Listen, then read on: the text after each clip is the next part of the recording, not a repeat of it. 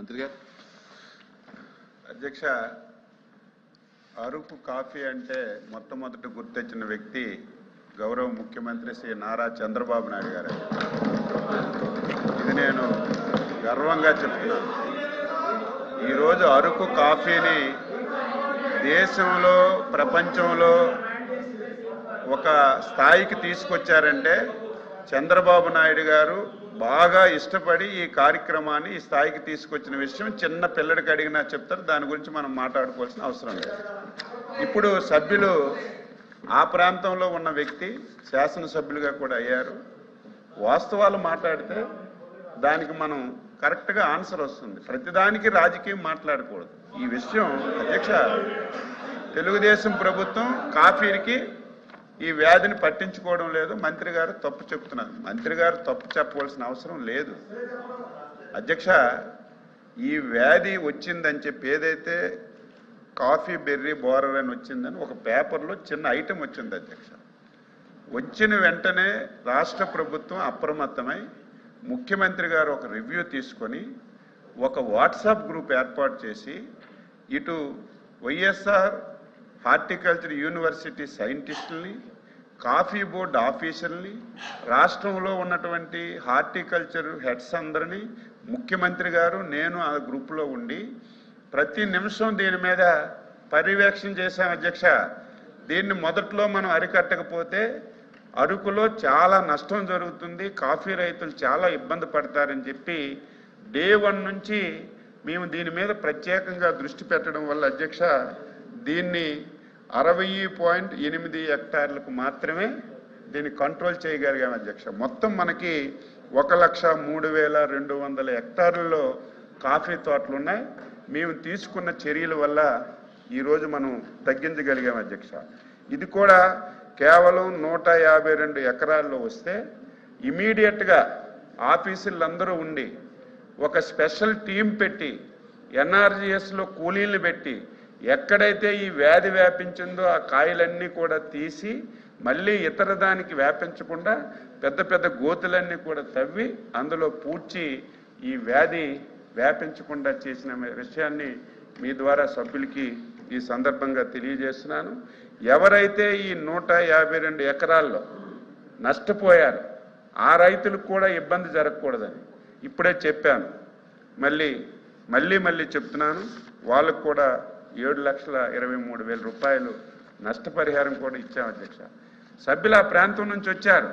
ఇంకా ఎక్కడైనా సరే ఇది ఉందంటే, లేకపోతే దీని ఉధృతి ఎక్కువ ఉందంటే సమాచారం ఇవ్వండి. ఫలానా అరకు జిల్లాలో, పాడేరు జిల్లాలో ఈ ప్రాంతంలో ఉంది, మీరు దృష్టి పెట్టండి.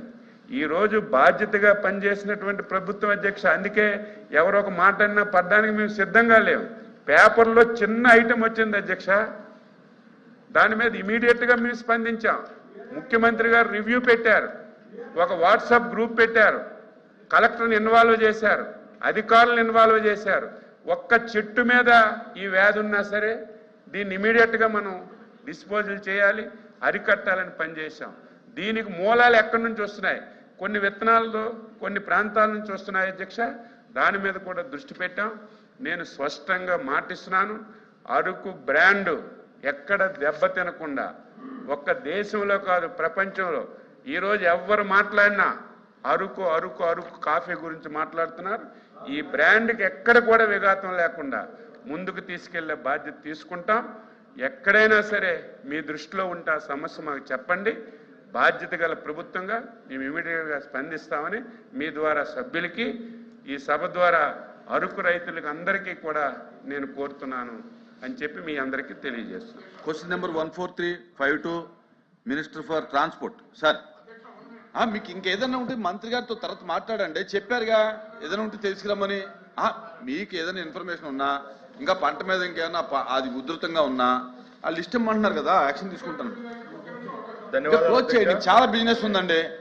ఏ ప్రశ్నకు సమాధానం? శ్రీశక్తి పథకం 15/8. రాంప్రసాద్ గారు ఒక్క నిమిషం. రాంప్రసాద్ గారు, మినిస్టర్ గారు సూటిగా మీకేం కావాలి? అధ్యక్ష, మంత్రి గారు గత ప్రభుత్వం ఏమీ చేయలేదన్నటువంటి మాటలని మాట్లాడారు. ఇంకా అవన్నీ అంతకుముందు దీన్ని ప్రమోట్ చేసిందే మీకు ఇది ఏం ప్రమోట్ క్లారిటీ చేసింది కావాలి? అదే చెప్తున్నాను అధ్యక్ష. రైతులకు సంబంధించి మీకు ఏమి ఇన్ఫర్మేషన్ కావాలి? క్వశ్చన్ కి సమాధానం అడుగుతున్నాను అధ్యక్ష. ఓకే, రెండే మాటలు. 1898లో ఆనాడు బ్రిటిష్ గవర్నమెంట్ ఈస్టర్న్ ఘాట్స్ లో బ్రహ్మాండమైనటువంటి వాతావరణం, సార్, అనుకూలమైనటువంటి భూమి ఉందని. రవి గారు, మీకు ఇచ్చినటువంటి సమయాన్ని మీరు ఎందుకు వాడుకోరు? రైతుల పక్షాన ఉన్నారు మీరు, అధ్యక్ష. కాఫీ రైతుల పక్షాన. కాఫీ రైతులు ఇంకేమైనా సమాచారం కావాలేమో. బ్రిటిష్ వాళ్ళకి వెళ్ళక్కర్లేదు అధ్యక్ష. మొత్తం వాళ్ళే నాటారు. ఒప్పుకున్నాను కదా, ఇంకెందుకు దాని గురించి గొడవ? మొత్తం మీరే నాటారు మొక్కలన్నీ, ఇంక గొడవ ఎందుకు?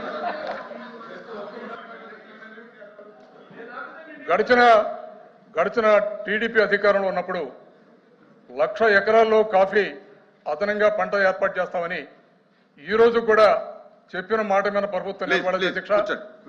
ఇవాళ మంత్రి గారు ఇంకొద్దండి, అయిపోయింది, కూర్చోండి. చెప్పాలి ఇంకెందుకు అంటే వాళ్ళు నేను ఎంత కామ్గా ఉన్నవని ఉండవడం లేదు కూర్చోండి. అరకు అయిపోయింది, మీ ప్రశ్న అయిపోయింది. అరకు పాడారు. ఒకప్పుడు గంజాయికి నిలయంగా ఉండేది అధ్యక్ష. మేము వచ్చిన తర్వాత గంజాయి అంతా తీసి కాఫీ పెట్టి కాఫీ రైతులను ఆదుకుంటున్నాం. ట్రాన్స్పోర్ట్ మినిస్టర్ గారు కంటిన్యూ చేయండి. సార్, మంత్రి గారు కూర్చోండి, మా సభ్యులు కూడా కూర్చోండి, ఇద్దరు కూర్చోండి. ఏ ప్రశ్నకు సమాధానం? శ్రీశక్తి పథకం 15/8/2025 నుంచి